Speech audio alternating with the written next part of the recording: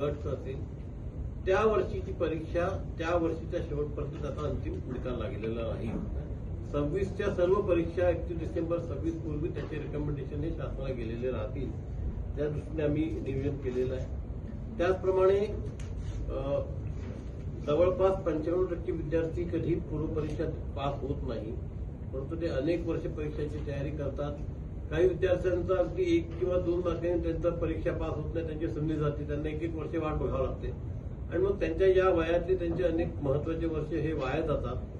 आणि म्हणून आम्ही असा निर्णय घेतलाय की जी पूर्व परीक्षा आहे ती वर्षातनं किमान दोनदा किंवा 3दा घ्यायची, म्हणजे त्या विद्यार्थ्यांचा ताणही कमी होईल, त्यांचे महत्वाचे वर्ष देखील वाचतील. आणि आता एवढ्या गोष्टी जर आम्हाला समजा वर्षातून 2-3दा परीक्षा घ्यायच्या आहेत, 5,000 50,000ची भरती करायची आहे, तर निश्चितपणे आम्हाला थोडा तंत्रज्ञानाचा वापर करावा लागेल. त्याच्याशिवाय सगळ्या गोष्टी शक्य नाहीये. आणि हे सगळं करताना आपल्याला निकाल पण वेळेवर लागायचे आहे. तर 6 महिन्यात निकाल लागला तर विद्यार्थ्यांना पण एक समजते की आपण पास झालोय नाही झालाय, त्यांचे वर्ष वाया जात नाही, शासनाचे देखील पद रिक्त राहत नाही. आणि म्हणून या सगळ्या गोष्टी करता आम्ही या पद्धतीने नियोजन केलेलं आहे. त्यातला जो एक मुख्य मुद्दा होता की आम्ही ज्या परीक्षा सीबीटी बेस घेणार आहे, तर सीबीटी बेस नॉर्मलाइज एक्झाम जी आहे ती फक्त पूर्व परीक्षा होणार आहे. ज्या मुख्य परीक्षा आहेत त्याच्यामध्ये कोणताही बदल नाही आहे. सर्व मुख्य परीक्षा या पूर्वीप्रमाणेच होती.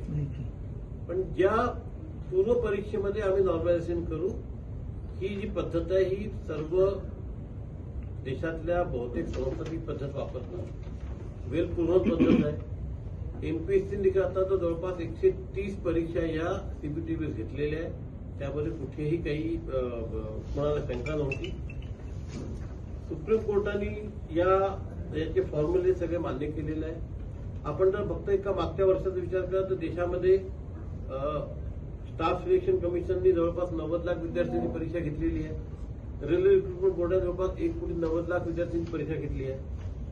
आयआयटीची परीक्षा नॉर्मलाइज मेथडनी होते, जेईची परीक्षा नॉर्मलाइज मेथडनी होते, आयबीपीएस नॉर्मलाइज मेथडनी परीक्षा घेतं, कॅट जी आहे आयआयएमची परीक्षा ती देखील नॉर्मलाइज मेथडनी होते.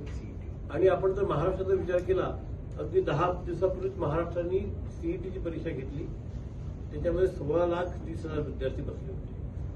आता आपण बघा सीईटीची परीक्षा जे आहेत जवळपास 2022 पासून घेतल्या जाते.